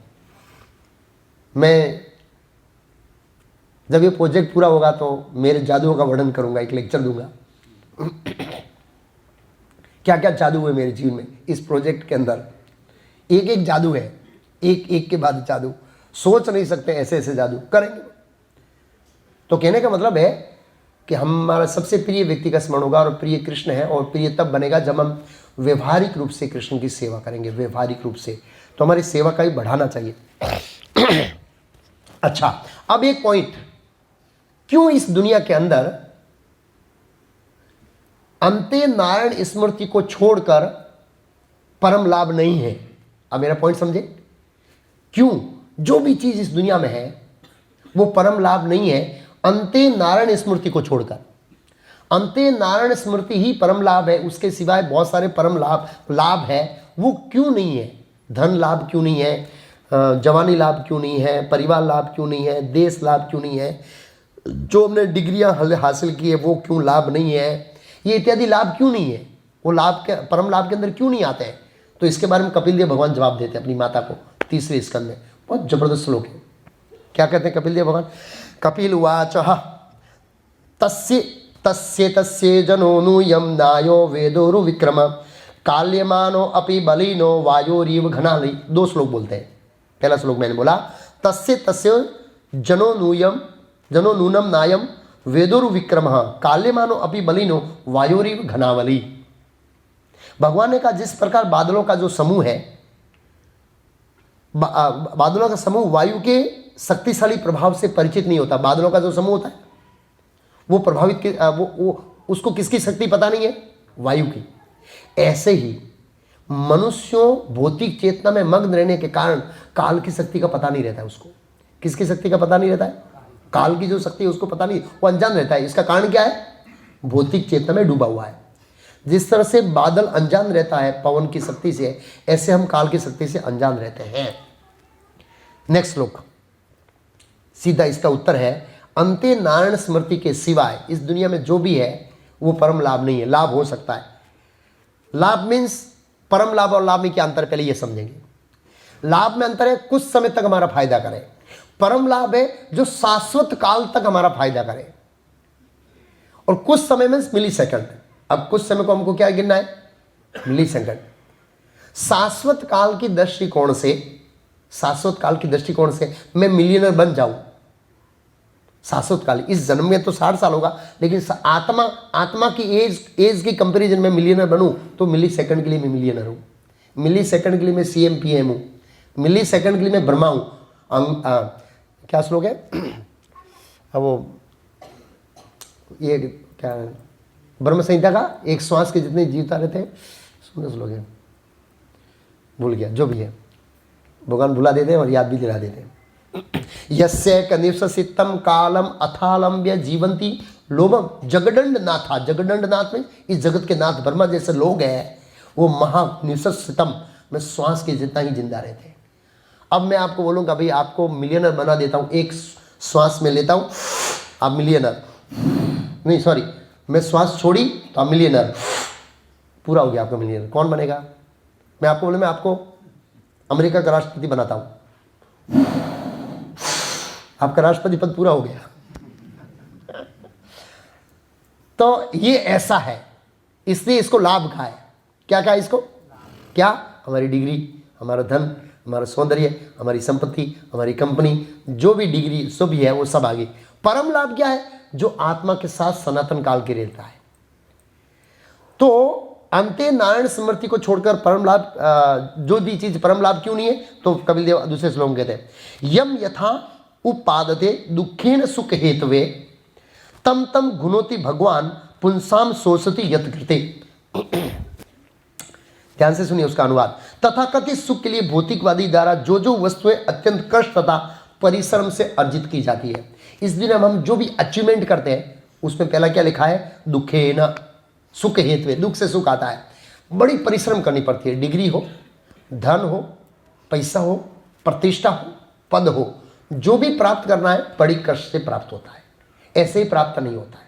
फिर आगे लिखा, उन वस्तुओं को काल रूप परम पुरुष नष्ट कर देता है और इसके कारण बद्ध जीव के लिए शोक करता है। काल नष्ट कर देता है उसको। जो भी जो हम अचीवमेंट करते हैं काल उसका क्या कर देता है? नाश। इसीलिए भगवान की स्मृति के सिवाय काल सब कुछ नष्ट करेगा। भगवान की स्मृति का, भगवान की जो अंत्य नारायण स्मृति, उसका काल नाश नहीं कर सकता है। एक एग्जाम्पल है, दो एग्जाम्पल है भागवत में, ज्यादा हो सकते हैं आपको याद। अंत्य नारायण स्मृति के सिवाय काल सब कुछ नाश कर देता है, लेकिन नारायण स्मृति हुई उसका नाश नहीं कर सकता है। ऐसी दो घटनाएं मुझे स्मृति में है। एक नारद जी जब श्रीमद् भागवतम के प्रथम स्कंद में व्यास देव को उपदेश दे रहे हैं भागवतम लिखने के लिए, तो कहते हैं कि मैं पूर्व जन्म में दासी पुत्र था, मैंने भागवतम सुनी थी, मैंने ये किया, मैंने वो किया। तो वो ब्रह्मा के अगले दिन की बात कर रहे हैं। मतलब भगवान ब्रह्मा जी के एक दिन मीन्स 1,00,000 चतुर्युग, बराबर, सॉरी 1,000 चतुर्युग। 1,000 चतुर्युग की घटना नारद मुनि ऐसे बोल रहे हैं कि जब अभी घट रहा है। किसके सामने? उनकी आंखों के सामने। इतनी वो, जब कोई घटना बोलता है तो मैं याद करता हूँ, मैं राजस्थान में था, ऐसे नहीं, ऐसे बोल रहा हूं, ऐसा लग रहा है कल ही घटी है, समझा आपको। तो नारद जी ऐसे वर्णन कर रहे हैं कि आपको आपकी स्मृति में एकदम ताजी है। ये कैसे हो सकता है? व्यासदेव ने पूछा, हे नारद जी, हे गुरुदेव, काल सभी स्मृतियों को नाश कर देता है, आपके मन में स्मृतियां ताजी कैसे रही? क्योंकि अंत्य नारायण स्मृति किया था उन्होंने। अंत्य क्या किया था? दूसरा उदाहरण भरत महाराज का। भरत महाराज ने अंतिम में हरण का स्मरण किया था, लेकिन उससे पहले उनका जो डिवोशन था वो भाव भक्ति तक था और भगवान की कृपा थी, इसलिए उनकी स्मृति में वो ताजा रहा। भगवद गीता में श्लोक है, नेहा अभिकमो नास्तो अस्ति प्रत्यवयो न विद्यति सो अल्पमस्य धर्मस्य तातो महतो भया। अल्प मात्रा में जो भक्ति करता है उसका नाश नहीं होता है, तो ताजी रहती है। भगवान की, हमारे जीवन में हम भगवान नारायण की स्मृति करेंगे, मतलब स्मरण करेंगे नहीं, वो नाश नहीं होगा आपका। ये श्लोक है भगवद गीता का 2.40वां श्लोक है। नेहा अभिकमो नास्तो अस्ति प्रत्यवयो न विद्यते। भागवत में एक श्लोक और है, मैं भूल गया, उसमें लिखा है कि भगवान की भक्ति का नाश करने का सामर्थ्य काल में नहीं है। भगवान का स्मरण किया हुआ व्यक्ति का जो पुण्य है उसके नाश करने की शक्ति काल में नहीं है, वो काल उसको नाश नहीं कर सकता। हाँ, तो जड़ भरत, और जड़ भरत जब हरण को शरीर त्याग करके वापस जड़ भरत के शरीर में आए, तभी उन्होंने अंत्य क्या किया? उसमें चौकन्ना हो गए कि यार बेसावधानी के कारण हिरण का शरीर मिल गया, अब हम क्या रहेंगे? सावधान। तो अंत्य नारायण स्मृति किया और जड़ भरत का शरीर मिला और उसमें से उन्होंने सिद्धि प्राप्त की। तो ऐसे कई सारे उदाहरण हैं। तो याद रखिए, अंत्य नारायण स्मृति के सिवाय काल सब कुछ नाश कर देगा, इसलिए वो परम पुंसाम, जन्म लाभ परम पुंसाम, अंतिम लाभ नहीं है। जन्म लाभ इस मनुष्य जब का लाभ है, परम लाभ की श्रेणी में नहीं आता इस श्लोक अनुसार। तो इसका मतलब ये नहीं है कि हम अपनी जवाबदारियों को न निभाएं, मैं ऐसा नहीं बोल रहा हूं, लेकिन जवाबदारियों को निभाने के समय भी चौकन्ना रहना है। क्या रहना है? हाँ, तो जैसे कि प्रियव्रत महाराज श्रीमद् भागवत के चौथे स्कंद में ये कथा मेरे ताजी है क्योंकि मैं अभी भी पढ़ रहा हूँ। तो प्रियव्रत महाराज, तो नारद जी पिचिंग करते हैं। नारद जी का टारगेट क्या रहता है? ऊंचा ब्रह्मचारी। लेकिन ब्रह्मा जी को क्या चाहिए? गृहस्थ। हाँ, बाप को गृहस्थ चाहिए, बेटे को ब्रह्मचारी चाहिए। भाई हमको दोनों चाहिए, मंदिर चलाना ब्रह्मचारी चाहिए, सिटी में प्रचार करना गृहस्थ चाहिए। बरोबर ना? तो हुआ क्या, तो ये तो क्या दक्ष प्रजापति के लड़के थे, तो वो होलसेल में पिचिंग कर रहे थे। कौन? नहीं, बहुत गुस्से हुए गए, ये मेरा भाई है ना, ये बड़ा नटखट है, बच्चों को ब्रह्मचारी बना देता है, बेचारों को संसार के भोग से वंचित कर देता है। इनको सांसारिक आनंद नहीं ले देता है। आप कुछ समझाइए, बड़ा उसका काम उसको करने दो, तेरा काम तू कर। एक काम कर, लड़कियों को जन्म दे। नारद जी वहां नहीं जाएगा, वहां नहीं जाएगा। फिर उन्होंने कन्याओं को उत्पन्न किया। भाई उसका काम उसको करने दे, जिसके जीवन ब्रह्मचारी लिखा पड़े, और तेरा काम तू कर। मैंने तेरे को आज्ञा दिया था क्या करना? गृहस्थ बनाना, बना गृहस्थ। तेरे कौन बना किया? और नारद जी को आज्ञा दिया तू ब्रह्मचारी बना, वो ब्रह्मचारी बना रहा है। ऐसे तो कहने का मतलब ये है कि चौकन्ना रहे। तो प्रियव्रत महाराज की बात कर रहा हूँ। प्रियव्रत महाराज ने नारद जी की प्रीचिंग से कन्विंस हो गए ब्रह्मचारी बनने के लिए, और ऐसे ही चर्चा कर रहे थे। मनु महाराज, ये स्वयंभू मनु, जो प्रियव्रत के दादा, प्रियव्रत के पिताजी कौन थे? हाँ, मनु महाराज, सॉरी, पिताजी और ब्रह्मा जी दादा, बाप दादा दोनों आ गए, और नारद जी के सामने शुरू किया कि भाई इसको छोड़ना पड़ेगा तेरे को, इनडायरेक्टली, ऐसे डायरेक्टली नहीं बोला। और फिर धीरे धीरे धीरे प्रीच करके उसको गृहस्थ में कन्विंस किया। अब नारद जी ब्रह्मा जी के सामने उसकी उपस्थिति में आर्ग्यूमेंट नहीं कर सकते थे, और उन्होंने देखा कि ये थोड़ा जरूरी भी है, ऐसा लगा। तो प्रियव्रत राजा मानसिक रूप से तैयार होकर गए थे। गृहस्थ आश्रम में जाएंगे, अनासक्त भाव से रहेंगे, कर्तव्य बजाएंगे, समय आने पर चौकन्ना रहे। उसमें लिखा वो चौकन्ना रहे। गृहस्थ आश्रम में गए जरूर, चौकन्ना रहे। चौकन्ना रहने का मतलब है जो अपनी परम लाभ के बारे में भूले नहीं थे।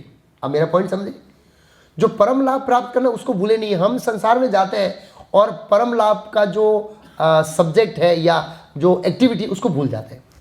उसको नहीं भूलना चाहिए। परम लाभ साइड में एक मेमोरी में ताज़ा रहना चाहिए कि हमें ये भी करना है, इसके बारे में भी हमको सिद्धि प्राप्त करनी है इसके साथ साथ। क्योंकि सांसारिक इच्छाओं, सांसारिक कामनाओं और सांसारिक फैसिलिटियों का कोई अंत नहीं है, ये हमें ध्यान भी रखना है। वापस ये पॉइंट बहुत ज़रूरी है। इसलिए तो जन्म लाभ परम पुंसाम, तो इसकी लंबी प्रैक्टिस चाहिए और हमें इसका अभ्यास करना पड़ेगा, तब जीवन के अंत में जन्म लाभ परम पुंसाम होगा। तो अब नेक्स्ट श्लोक में जाएंगे। ये श्लोक का सार पूरा हो गया, 1 2 3 श्लोक और लेंगे। अब सुखदेव गोस्वामी आगे बता रहे हैं कि ये परीक्षित महाराज, ये खाली आपके लिए लागू नहीं है। जन्म लाभ परम पुंसाम करना ये खाली आपके लिए नहीं बोल रहा हूं। तो क्या कहते हैं? प्रायेण मुनियो राजन निवर्ता विनिषेध निर्गुणिया रमनते समगुणानुकतंदे। हे राजा प्रसिद्ध, मुख्यतः सर्वोच्च आध्यात्मवादी जो विधि विधानों एवं प्रतिबंध ऊपर है, वे भगवान का गुणगान करने में आनंद का अनुभव करते। बोले ये सबके लिए है, ये सबके लिए। जो भी मुनि यहाँ बैठे हैं उनको जन्म लाभ परम पुंसाम करना है। अंते नारायण स्मृति क्या है? करना है। ऐसा नहीं है कि मतलब परीक्षित महाराज ये बताना चाहते हैं कि ये, सॉरी सुखदेव गोस्वामी, कि ये उपदेश खाली मैं परीक्षित महाराज को नहीं दे रहा हूँ। एक तरह कौन थे वो, एक उनके लिए, उनको टारगेट करके बोले थे, लेकिन इनडायरेक्टली वो सबको शामिल करके चल रहे थे। ये भी हमें ध्यान रखना चाहिए, ये भी हमें ध्यान रखना चाहिए। ऐसे तो बता रहे सर्वोच्च आध्यात्मवादी है, मतलब जो भी आध्यात्मवादी है उन सबको उनका स्मरण करना चाहिए। वो बताने के बाद अब आगे सुखदेव गोस्वामी एक श्लोक बताएंगे। ये भागवतम कितना महत्वपूर्ण है, ये जो भागवतम है ये शास्त्र कितना महत्वपूर्ण है, इसके बारे में बता रहे। क्या बताए? इदम भागवतम नामम पुराणम ब्रह्म संहितम। ये भागवत नाम पुराण है, ये ब्रह्म संहितम है। ब्रह्म संहिता का मतलब क्या है? भागवत में 3 बार श्लोक आया, ब्रह्म संहितम, ब्रह्म संहितम, ब्रह्म संहितम। पहले स्कंद में आया, दूसरे में आया और 12वें में आया। 3 बार ब्रह्म संहितम। भगवान का शब्द अवतार, भगवान का क्या है? शब्द अवतार है ये ब्रह्म। अथे अधित्वान द्वापर आदो पितृपेत द्वैपायन आदहम। द्वापर के अंत में मैंने भागवतम का अध्ययन किया। क्या लिखा है? अध्ययन करने का मतलब क्या है? किसी से सीखना। किसी से क्या करना? सीखना। किसे सीखा? पितृहु। कौन पितृ आपका? द्वैपायन। द्वैपायन मतलब व्यासदेव। मैंने ये जो भागवत आपको बताने जा रहा हूं, ये मैंने सीखा है व्यासदेव से। ये शब्द बताकर वो गुरु परंपरा का महत्व बता रहे हैं। और दूसरा ये भी बता रहे हैं कि आप आध्यात्मिकता में कितने भी उन्नत क्यों ना हो, अगले श्लोक में बताएंगे, आप भागवतम से आकर्षित हो जाएंगे, क्योंकि वो भगवान के दिव्य गुणों से क्या है? भरपूर है। भागवतम है वो भगवान के दिव्य गुणों से भरपूर है। भक्तों को प्रैक्टिकली इसकी आदत डालनी चाहिए। यहाँ पर सब ब्रह्मचारी बैठे हैं, पूछ लीजिए। मैं 7 दिन भागवत क्लास अटेंड करता हूँ यहाँ पर बैठ के। मैं लेक्चर नहीं देता हूँ, सब नए नए बच्चे लड़के देते हैं। नए हमको ऐसे होता है, जो हमसे नया होता है उससे उनको सुनने की इच्छा नहीं होती, बताए ना। हमसे सीनियर से सुनने की इच्छा होती है। मैं मेरे से भी नए लोगों से सुनता हूँ, मुझे आनंद आता है। क्यों? सबसे पहले आनंद आ रहा राधा माधव का, जबरदस्त आनंद। मैं नहीं गाता हूँ, वो गाता है, लेकिन मैं चिंतन करता हूँ। उसके बाद मुझे आनंद आता है श्लोक उच्चारण करने में, रोज आनंद आता है। हालांकि मेरी एक विजिट रहती है 10 मिनट की, सुपरविजन साइड का। कीर्तन के बाद मैं निकल जाता हूँ, तो गुरु पूजा के बाद राधा माधव तक 99% आ जाता हूँ और राधा माधव सुनता हूँ, परम आनंद का अनुभव करता हूँ। इनको पूछिए, एक दिन मिस नहीं किया मैंने भागवतम क्लास। हाँ, कुछ साइड में ऐसा काम हो जो मेरे बिना अटका तो ही मिस कर 365 दिन भागवत क्लास करता हूँ, और वो भी नए लोगों से। फिर मुझे आस्वादन, और मेरे को कभी झोंका नहीं आया। पूछ लीजिए इन सबको। मैं जागृत रहता हूँ, दूसरों को जगाता हूँ, सोया नहीं हूँ आज तक, रिकॉर्ड है। 12 बजे आया हूँ, 2 बजे आया हूँ, भागवत मुझे नींद आएगी जब मैं आ जाएगी। मैं आपको बोलता हूँ, ये भागवत मेरे ऊपर कृपा है, बहुत आशीर्वाद है भागवतम का। फिर श्लोक उच्चारण करने के बाद शब्दार्थ, अनुवाद और तात्पर्य सुनने मुझे आनंद आता है रोज। और फिर वो भी श्लोक बोलता है तो मैं इस मानसिकता के साथ क्लास में बैठता हूँ। ये भक्त नया है, लेकिन हर भक्त जो वाणी से बोलता है ना, वो वाणी कंट्रोल कौन करता है? कृष्ण करता है। भक्त ऐसे बोलेगा आज, उसमें से मुझे 1 पॉइंट तो मिलेगा, जिसको सुनने से मैं भक्ति में क्या हो जाऊंगा? नहीं, जिसको सुनने के बाद मैं प्रैक्टिस करूंगा तो भक्ति में मेरी क्या होगी? बढ़ोतरी। इस मानसिकता के साथ बैठता हूं। आज लेक्चर में 1 पॉइंट ऐसे ढूंढना है, बोलो कितना नया भक्त है, ऐसा कौन सा पॉइंट बोले जिसको मेरे ऊपर लागू पड़े और मैं उसको करके वैसे, और इस तरह सुनता हूं, मुझे आनंद आता है। कोई प्रॉब्लम तो पढ़ने भी आनंद आ जाए, ऐसा नहीं सुनने में, पढ़ने भी आनंद आ जाए। पढ़ने में आनंद आता है, पढ़ता हूँ रोज का मेरा रीडिंग रिपोर्ट सबमिट होता है, मेरी सुपीरियर अथॉरिटी को जाता है एवरीडे। नहीं जाता है तो रिमाइंडर आता है सप्ताह के बाद, भाई आपका रिपोर्ट सबमिट नहीं हुआ है। तो ये आदत, और जब से ये सिस्टम बना है रिपोर्टिंग, मुझे भागवतम पढ़ने में आनंद आ रहा है। आज अभी मैंने 5वें स्कंद का पहला श्लोक खोला है, मतलब कई बार पढ़ लिया है, फिर भी पढ़ रहा हूँ। आज मैंने कितने 3 चैप्टर पूरे कर दिए दोपहर में। नेक्टर, राजा प्रचंड भाई, नारद जी का संवाद, शिव जी का संवाद, नेक्टर। भक्तों को भागवतम पढ़ने के लिए समय निकालना चाहिए, बहुत सीरियसता से। एक शेड्यूल होना चाहिए, क्या से समय निकाले तो नहीं जाएगा, भगवान समय निकालेंगे। एनीवे, तो द्वापर के अंत में मैंने अपने पिता व्यासदेव से भागवतम से, अरे आप सोचिए, इतना बड़ा व्यक्ति, कौन? सुखदेव गोस्वामी, जन्म से भी मुक्त आत्मा है। वो नेक्स्ट श्लोक में बताएंगे, जन्म से भी मुक्त आत्मा है। नेक्स्ट श्लोक में इसको कनेक्टिंग कर देता हूं। क्या कहते हैं? परिनिष्ठता अपि निर्गुणी है। निर्गुणी मीन्स 3 गुणों से परे। उत्तम श्लोक लीलया ग्रहित चेता राजर्षे आख्यानम यत अधीनतात। हे राजर्षि, मैं आध्यात्म में दृढ़तापूर्ण स्थित था। आध्यात्म मतलब आत्मा, ब्रह्म साक्षात्कार, परमात्मा साक्षात्कार इत्यादि में बहुत स्थित थे। फिर भी मैं भागवतम से आकर्षित हो गया और व्यासदेव से मैंने भागवतम को क्या किया?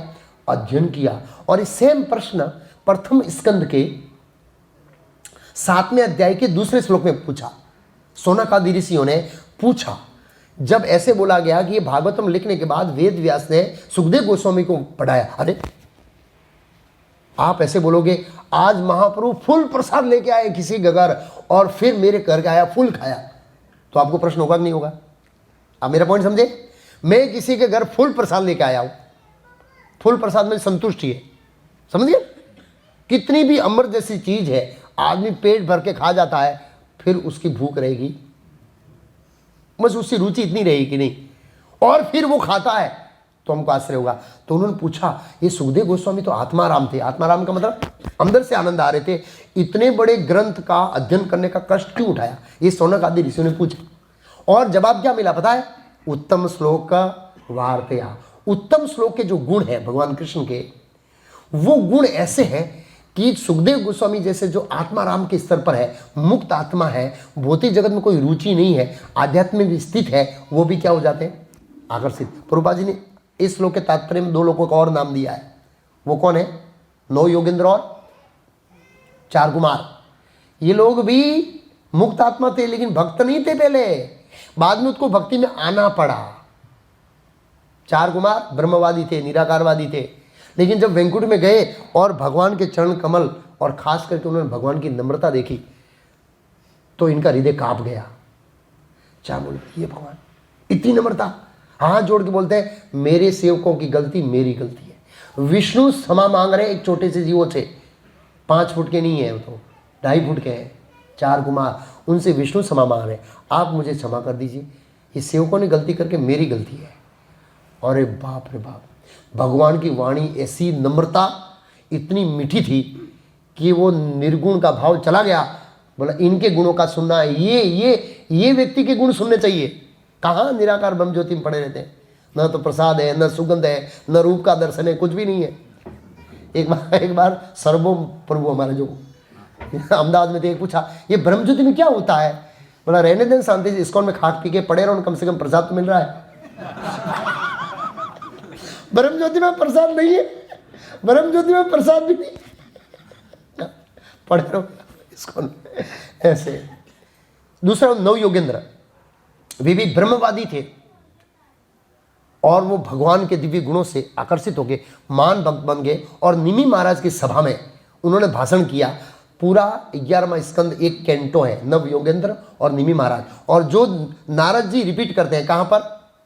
वसुदेव जी के सामने, द्वारका के अंदर, वो डायलॉग का इतने बड़े डायलॉग बोलने वाले हो गए। ये 3 लोगों को उदाहरण है। ये सब आत्माराम, उन्नत जीव, मुक्त आत्मा थे, लेकिन भगवान के गुणों से क्या हो गए? आकर्षित हो गए। तो बोले मैं डरता हूँ तो भी आकर्षित हो गया। ये भागवतम का प्रभाव है। और मेरा अपना साक्षात्कार है कि अगर हम भागवतम पढ़ेंगे हम भक्ति में बहुत दृढ़तापूर्वक आगे बढ़ सकते हैं। बारंबार नित्यम भागवतम सेव्या भक्ति उत्तम श्लोके भक्ति भक्ति निष्ठि की। अब क्या बोले आगे? वही भागवतम को मैं आपको सुनाने जा रहा हूं। तदहम ते अभिधास्यामि महापुरुष को भवान यस्य, अब उसका फल भी बता रहे हैं, यस्य श्रद्धाम आंसु इस्याम मुकुंदे मति सती। मैं उसी भागवतम को आपके सुनाने जा रहा हूं। मतलब उन्होंने सार बता दिया, जन्म लाभ परम पुरुषाम अंते नारायण स्मृति, अंते नारायण स्मृति करता ये परम लाभ है। लेकिन ये कैसे करना है अब मैं डिटेल में बताऊंगा। किसके माध्यम से बताऊंगा? भागवतम के माध्यम से बताता हूं। मैं आपको बताऊंगा कि कैसे आप जीवन में परम लाभ प्राप्त कर सकते हैं भागवतम सुन के। क्या कहते हैं?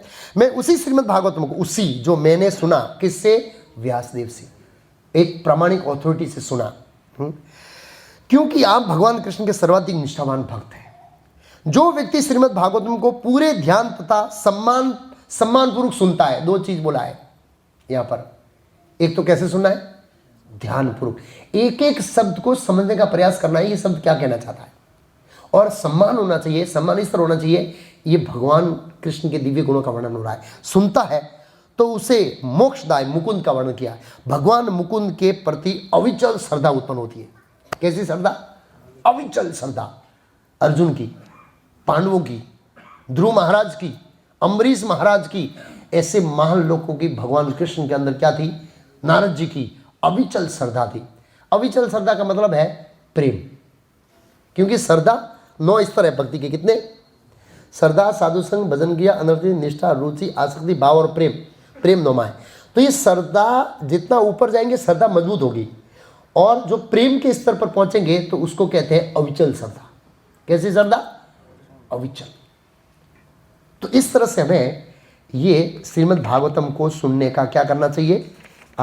प्रयास करना चाहिए श्रीमद् भागवतम को। और ये वैदिक साहित्यों का महान ग्रंथ है, महान ग्रंथ है, पूरा सार है। निगम कल्पोत्री गलितम फलम, ये गलितम फल पका हुआ है। तो श्रवण करके एक्टिकली मैंने बताया कि हमें व्यवहारिक रूप से भगवान की सेवा करनी चाहिए। ये प्रेम प्रदर्शित करेगा। क्या करेगा? वो व्यवहारिक रूप से वाणी से भी हो सकती है कई बार। ऐसा जरूरी नहीं है कि खाली बर्तन ही धोना है या प्रसाद सर्विस करना है। वाणी से हो सकती है, श्रवण से भी हो सकती है, लेकिन शरीर लगना चाहिए व्यवहारिक रूप से। और जिस तरह से अम्बरीश महाराज ने दिया है, शरीर के सभी अंगों से सवे मन कृष्ण पदारविंदियो, मन से स्मरण करना, हाथ से मंदिर मार्जन करना, आंखों से दर्शन करना, कान से भगवान के बारे में सुनना, जीभ से प्रसाद खाना, भगवान का नाम उच्चारण करना इत्यादि वगैरह बहुत सारी क्रिया है, तो वो होनी चाहिए। पैर से मंदिर के जाना, भगवान ने डिस्काउंट दे दिया है, पैर को लगाने की जरूरत नहीं, मैं गाड़ी दे देता हूँ आपको। इस तरह से तो हमें व्यवहारिक हमारे सेवा भाव को क्या करना है? बढ़ाना है। और जब सेवा में लगेंगे तो मन स्वाभाविक लगेगा। किसकी सेवा कर रहा हूँ? कृष्ण की। क्यों कर रहे हैं? अरे उनको प्रसन्न करने के लिए। और देखो याद रखना, आप प्रेम का संबंध तो सेवा से स्थापित होगा। पति पत्नी का ले लीजिए, जो एक लड़की है बॉम्बे में है या कहीं वहाँ होता है जैसे, और एक है राजस्थान से, गुजरात से, किसी से विवाह होता है, कोई संबंध नहीं है, लेकिन एक प्रगाढ़ संबंध स्थापित होता है एक दूसरे के प्रति। इसका कारण क्या है? प्रभुपाद बोले हैं कि पहले जमाने में स्त्रियां सतिया होती थी क्योंकि पति का इतना आकर्षण होता था कि वो पति के बिना रह नहीं सकती, मर जाना चाहे। ये कल्चर था और वो कल्चर बनाया है वैदिक। पुरुष को भगवान में आसक्त होना चाहिए, लेकिन स्त्री को पति में आसक्त होना चाहिए, ये लिखा है शास्त्र में। इसकी साइकोलॉजी है पूरी, क्योंकि इससे अगले जन्म में वो स्त्री पुरुष बनेगी और उसमें उसके चांसेस ज़्यादा होंगे भक्ति में प्रगति करने के लिए। ऐसे ये सिस्टम बनाया। तो क्या टॉपिक था मैं? हाँ, प्रेम सेवा से उत्पन्न होगा। किससे उत्पन्न होगा? प्रेम शब्द का फलीभूत व्यवहारिक सेवा में होगा। हमको इस तरह से व्यवहारिक सेवा में लगना चाहिए। लेकिन ये भी है कि खाली सेवा सेवा सेवा करेंगे वो ही नहीं चलेगा। क्या करना चाहिए? बैलेंस। प्रभुपाद ने शेड्यूल दिया है। श्रवण के समय श्रवण और सेवा के समय, जैसे क्लास में जाते हैं तो पता वो सब अलग अलग क्लास फिक्स होते हैं, तो प्रभुपाद जी ने ये सब क्लास फिक्स कर दिए। सेवा के समय सेवा करना है और कथा सुनने के समय कथा सुनना है, कीर्तन के समय कीर्तन करना है, जप के समय जप करना है और पढ़ाई के समय पढ़ाई करना है। सब कुछ अपने अपने अनुसार होना चाहिए, अपने शेड्यूल के अनुसार होना चाहिए। तो ये सुखदेव गोस्वामी का है। कल हमारे बहुत ही महत्वपूर्ण आचार्य आविर्भाव ने शिला भक्ति सिद्धांत सरस्वती ठाकुर एक महान आचार्य है, तो वैष्णव की कृपा से भागवतम हम पाचन कर सकते हैं। वो भागवत पुरुष है। भागवत पुरुष और भागवत पुस्तक। भागवत पुरुष मतलब जो अपने जीवन में भागवतम को उतार दिया है। ऐसे महान आचार्य का आविर्भाव दिन वो दुनिया में आए, तो इसीलिए कल शाम को मैं हमारे सेंटर भरूच पर उनके ऊपर पीपीटी मैंने बनाया, मतलब पावर पॉइंट प्रेजेंटेशन, एक सेमिनार जैसा दूंगा। उनके कार्यकलाप, उनका जन्म, उनका नाम उच्चारण, उनके क्या बोलते हैं प्रणाम मंत्र का अर्थ इत्यादि, उनका पिचिंग कैसा था, स्टाइल, और लोगों से कैसे व्यवहार करते थे, उनके गुण क्या थे, अर्थात उनकी शिक्षाएं, उन्होंने क्या शिक्षा दिया, सार उनका अपने जीवन का एक्सपीरियंस क्या रहा, उन्होंने सार निकाली कुछ शिक्षाएं। उसको हम कल शाम को पढ़ेंगे। सुबह यहाँ पर क्लास होगा, लाइव नहीं होगा, ब्रह्मचारियों के लिए ज़्यादा होगा। ऐसे आ सकते हैं सब लोग, कोई प्रॉब्लम नहीं है, लेकिन कल शाम को मैं शाम को वहाँ पर सेंटर में दूंगा। ऐसे हरे कृष्णा। मेरे ख्याल से वामन प्रभु पहुँचे नहीं, आ रहे हैं। ऐसे कोई अनाउंसमेंट तो नहीं है। अगर पुजारी तैयार है तो प्रश्न उत्तर नहीं लेते हैं। तैयार है, ठीक है। तो अभी गौर आरती होगी और गौर आरती के बाद सभी के लिए प्रसाद होगा। हरे कृष्ण।